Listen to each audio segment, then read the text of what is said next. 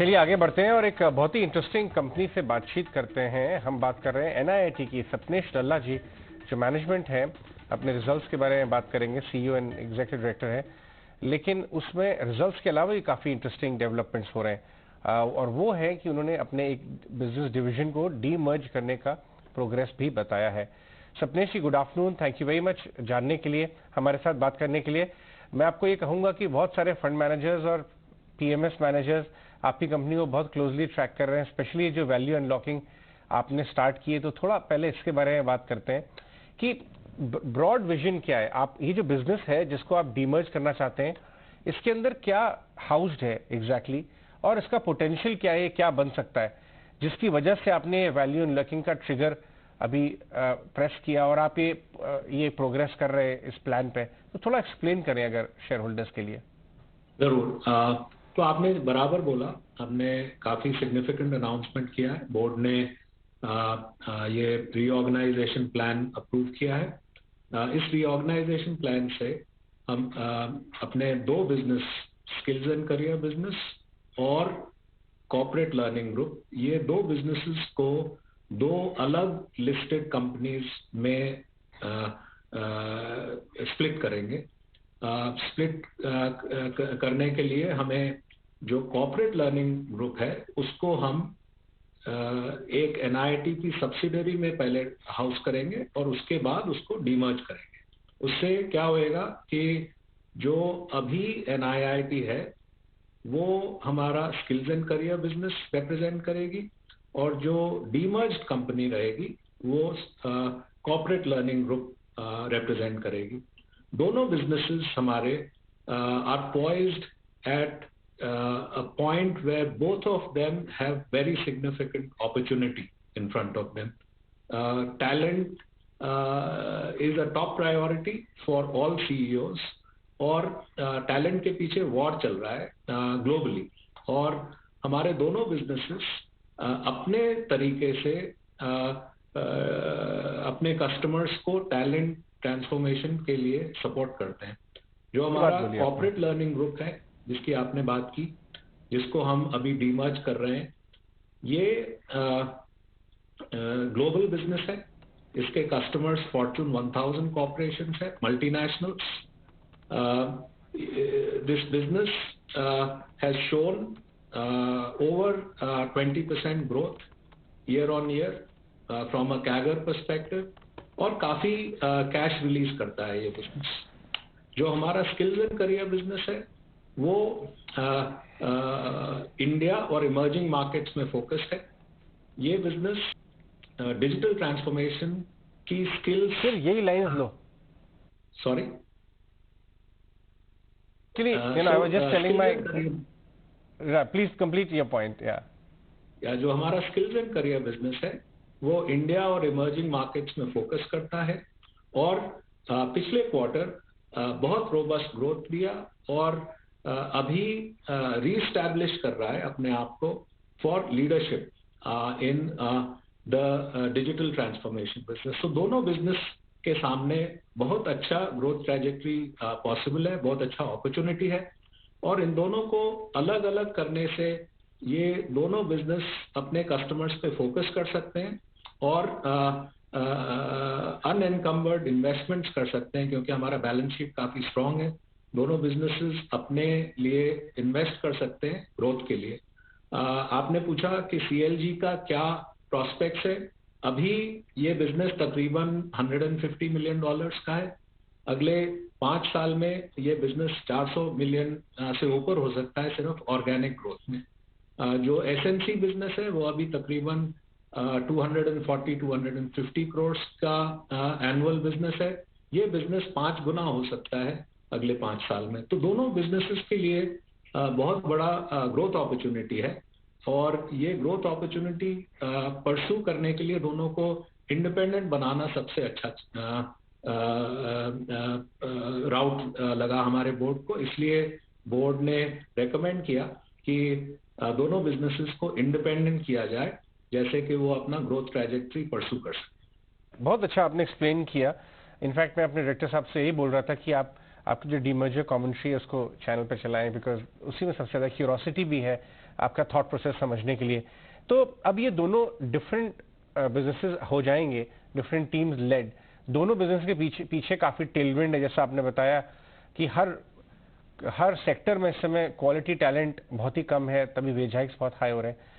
ये समझना चाहेंगे कि जो ग्रोथ आपने बताई है, CLG बिजनेस 500 मिलियन का आपने 4 साल में गाइडेंस दिया है, skilling business 5x in 4 years, right, 400 million in.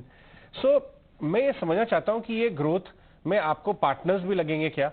Are you in talks with partners in any of these two businesses, divesting a stake in getting a bigger partner, बड़ा expert, या आपको investors approach कर रहे हैं जो participate करना चाहते हैं आपकी इस मैसिव ग्रोथ में, और उनका कैपिटल और स्ट्रेटेजिक स्किल्स आपको काम आएगा बोर्ड को? इस तरह की बातचीत भी चल रही है क्या? अभी ये बातचीत नहीं चल रही है। हमारा बैलेंस शीट काफी स्ट्रांग है और हम समझते हैं कि हमारे एक्सपीरियंसेस को देखते हुए we are well poised to independently take advantage of the market opportunity. मेरी तरफ से एक आखिरी सवाल मेरे कोलीग्स भी पूछना चाहेंगे कि आप दोनों बिजनेसेस को क्या अलग तरीके से वैल्यू किया जाना चाहिए आपकी नजर में?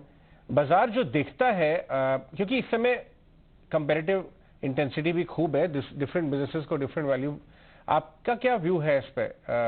मैं आपके वैल्यूएशन की बात नहीं कर रहा, मैं मेथोडोलॉजी की बात कर रहा हूँ दोनों डिफरेंट बिजनेसेस को वैल्यू करने के। ये आपका सवाल बहुत अच्छा है। दोनों बिजनेसेस काफी फर्क है एक दूसरे से, जबकि काफी चीजें कॉमन है, जैसे कल्चर कॉमन है, ब्रांड कॉमन है, कस्टमर सेंट्रिसिटी का इथॉस कॉमन है, पर उसके अलावा बहुत सारी चीजें हैं जो काफी डिस्टिंक्ट और फर्क हैं दोनों बिजनेसेस में। दोनों बिजनेस अलग मार्केट को परस्यू करते हैं और अलग अलग ऑफरिंग्स और प्रोडक्ट्स हैं इनके, अलग गो टू मार्केट है। तो while culture is the same, but the offerings, market, ये काफी फर्क है। और एक बिजनेस जो कॉर्पोरेट लर्निंग बिजनेस है वो आउटसोर्सिंग बिजनेस है। उसमें मैच्योर मार्केट्स को परस्यू करता है, यूनाइटेड स्टेट्स और यूरोप। उसका 20% से ऊपर 20 to 25% ग्रोथ है, आगे का 20% से ऊपर प्रॉफिटेबिलिटी है। दूसरा जो बिजनेस है स्किल्स एंड करियर बिजनेस, इसकी हायर ग्रोथ अपॉर्चुनिटी है। अभी जैसे on a like to like basis, not including the acquisition, वो 60% YOY ग्रोथ है। आगे जाके भी इसका ग्रोथ रेट कॉर्पोरेट बिजनेस से बेटर है। और पर जैसे कॉर्पोरेट बिजनेस आउटसोर्सिंग बिजनेस है, कैश रिलीज करता है, जो स्किल्स एंड करियर बिजनेस है अभी जिस वॉल्यूम पे है उसमें कुछ इन्वेस्टमेंट का जरूरत होएगा, जैसे कि उसकी हाई ग्रोथ ट्रैजेक्टरी मेंटेन हो सके।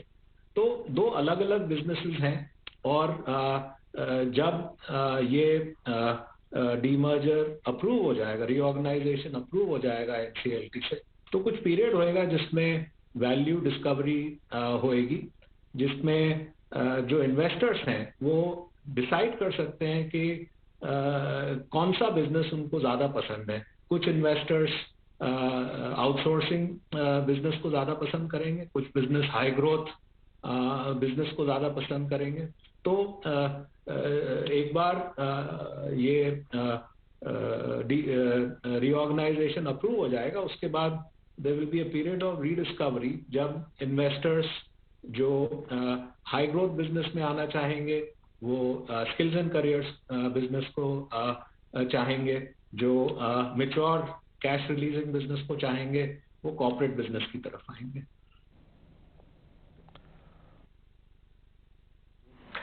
सपने सर, जो मैं आपसे क्वेश्चन पूछने वाला था एक्चुअली उसका आधा जवाब तो आपने दे ही दिया।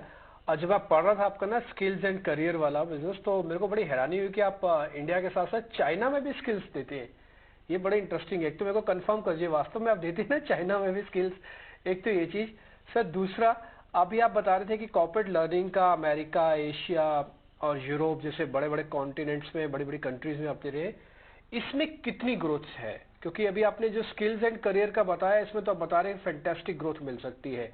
ये कॉर्पोरेट लर्निंग में आपका अपना असेसमेंट क्या कहता है, कितनी अच्छी ग्रोथ मिल सकती है इस डिवीजन में sir?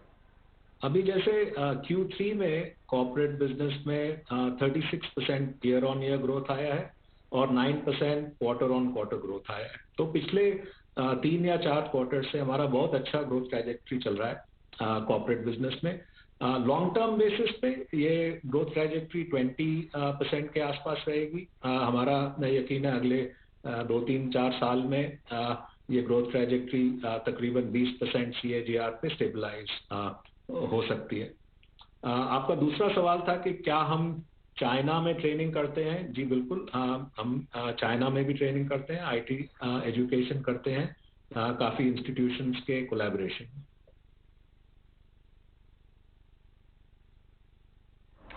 Bilkul. Sapnesh ji, good afternoon. Mansi this side and many congratulations on posting positive set of numbers. दमदार यहाँ पर नतीजे, जिस तरह से आप अपने कारोबार विस्तार के प्लान्स अभी हमें समझा रहे हैं, it's really good to hear about all of that. लेकिन एजुकेशन सेक्टर की अगर पर्टिकुलरली बात करें, खास तौर से क्योंकि बजट एक इम्पॉर्टेंट इवेंट है जिसे हम सब अब जल्द से जल्द देखने वाले हैं, सेक्टर स्पेसिफिक एक्सपेक्टेशंस आपकी क्या हैं और क्या लगता है बेसिकली अपस्किलिंग इनिशिएटिव्स क्या होंगे बजट में इस सेक्टर को ध्यान में रखते हुए, सेक्टर को मद्देनजर रखते हुए? देखिए, सारे सेक्टर्स में बहुत ग्रोथ अपॉर्चुनिटी है and the government can play a very significant role in unleashing skills so that जो मैन्युफैक्चरिंग का आत्मनिर्भर प्रोग्राम है, जो IT का एक्सपेंशन प्रोग्राम है, जिसमें टैलेंट का इतना चोक पॉइंट है, वो उसको इंसेंटिवाइज कर सकते हैं इस बजट के थ्रू।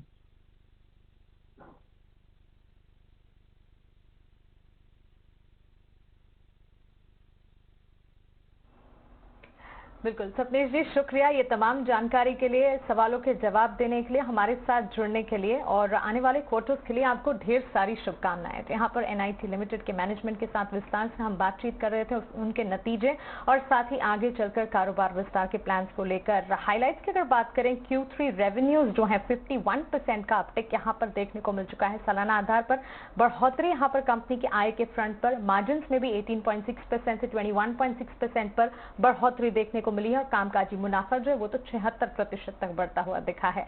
चलिए आगे बढ़ते हैं और हमारे